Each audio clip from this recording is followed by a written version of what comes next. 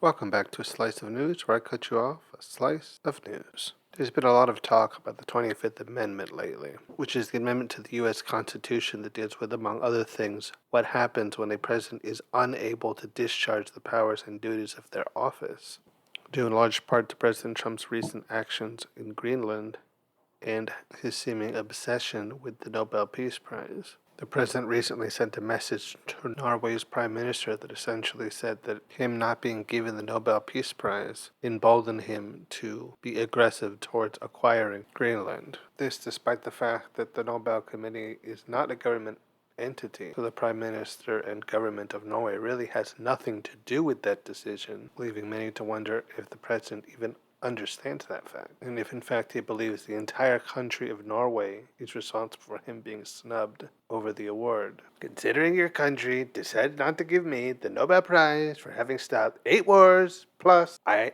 no longer feel an obligation to think purely of peace, although it will always be predominant, but can think about what is good and proper for the United States of America. The same admission that he wants to forcefully seize Greenland purely because he was not given an award that he believes he deserved has led many to conclude, to put it bluntly, that he's just lost it, and therefore must be removed from office because he is no longer able to properly do his job the way he's supposed to. So they say if he's not mentally fit, the 25th Amendment must be invoked. The idea does sound good on paper. It sounds like it should be quite simple, but like everything, it is far from it. Even if it were clear to those of us down here on the ground that President Trump is beyond out of it and unable to really do a proper president job, the invocation of the 25th Amendment would require the Vice President and a majority of his cabinet to transmit to Congress a declaration that the President was unable to discharge the powers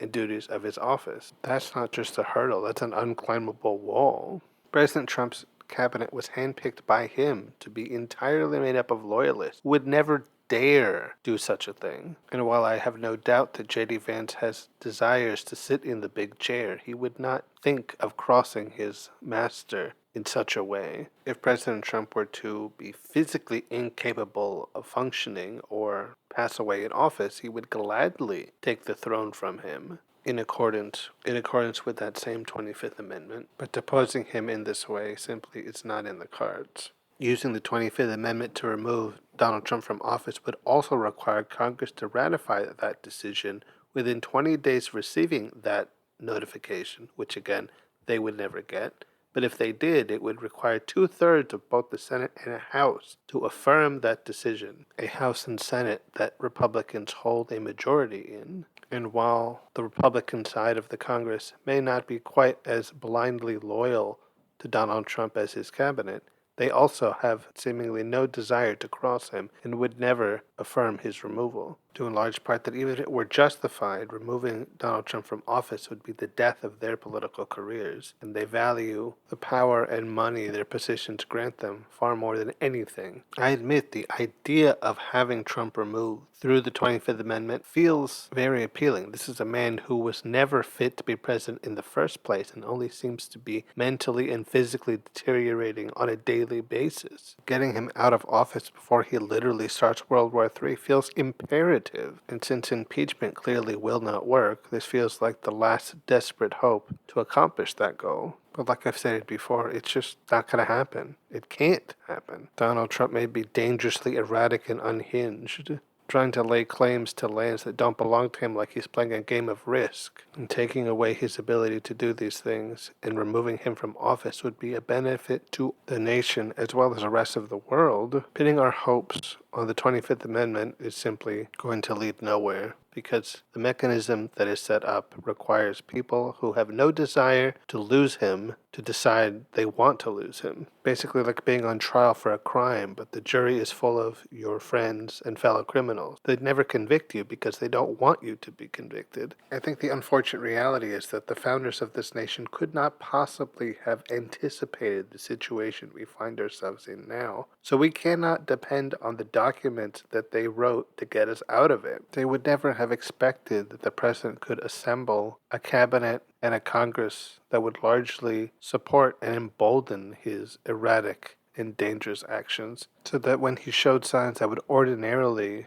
require him to be removed from office due to no longer being competent for the job, they would simply be uninterested in removing him. Those 18th century men perhaps naively believed that the systems they put in place and the government they were founding would have the American people's best interests in mind and what was good for the nation, that once established the system would work as intended, not that the American people would democratically elect a convicted felon into high office, and that he would surround himself with a cabinet and Congress so in favor of him that he would be essentially unremovable, no matter what he did. The political situation we find ourselves in now is likely unimaginable to them then. And while the 25th Amendment itself only dates back to the 1960s, they still couldn't have anticipated the mechanisms to fail the way they are right now. Barring physical incapacitation or death, I can't think of any reason to remove a president from office more than the actions that our current president is taking right now, a sentiment shared by many, which is why there are so many calls for the 25th Amendment in the first place. The president is positioning himself as a global danger, a threat to global alliances, and eroding confidence in the United States that will never be regained. He has permanently damaged the country,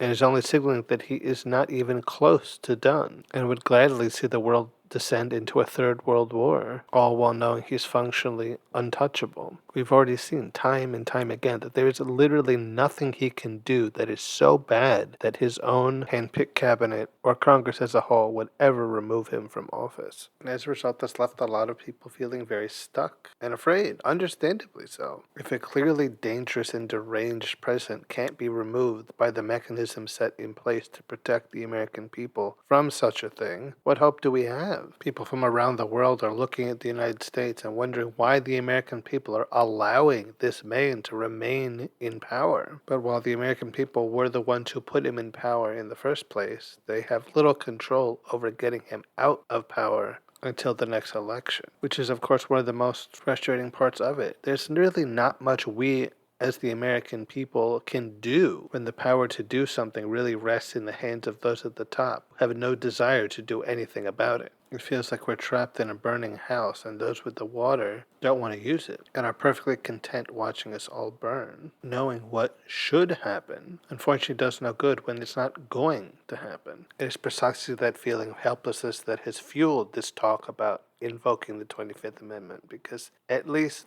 that way people can still feel that there's some mechanism that's still working that could possibly save them from the current reality that we find ourselves in. It's a tough space to be in. Things have been getting bad since Trump took office again, today being the exact 1 year mark of that, and are likely only to get much worse in the coming future. Looking at it from that perspective, it's very easy to lose all hope and feel like there's no possible way out. We're just stuck watching the metaphorical flames grow higher and knowing there is no rescue coming. It's in times like these that it is very hard to find the positive, when everything seems to just be negative piled on top of negative, and every day seems to just bring some new horror. But that is precisely when we must stay the most positive and try our hardest not to lose hope entirely. While President Trump thinks himself untouchable, a king unable to be ever moved from his throne, the reality is he is not. And while it is unfortunately true that the 25th Amendment is not going to be the way out of this, that does not mean that a way out does not exist. Despite everything that's going on and proposed to be going on, I still firmly believe that there are enough people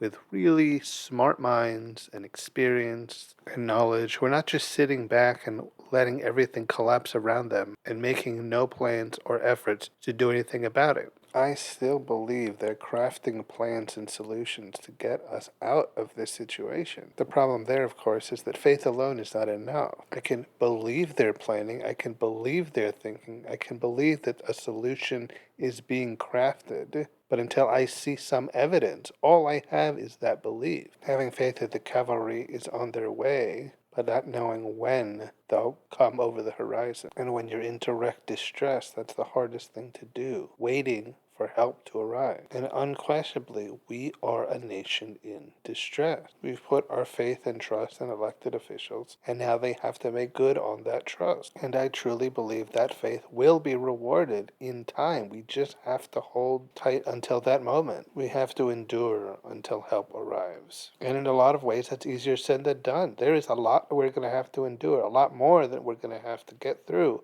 before that happens. And it is going to hurt a lot. The next 6 to 12 months are going to be hard. They're going to be painful. And sadly, a lot of people are likely going to lose their lives needlessly. But I do really think that after that, things are really going to change for the positive. It's only a matter of getting there in one piece, which doesn't feel super possible in this moment. I'm still quite confident it is. The idea that Donald Trump is going to rule for the next 3 years and his successors will rule for another 30 is nonsense. A breaking point is coming, and Trump and his loyalists will not be able to survive it. The key is just that the rest of us survive until then. Alright guys, that'll be it for this episode of A Slice of News. I've been your host, Mr. Slice. Until next time, when I cut you off, another slice of news. And don't forget to rate and review this show on Spotify and Apple Podcasts.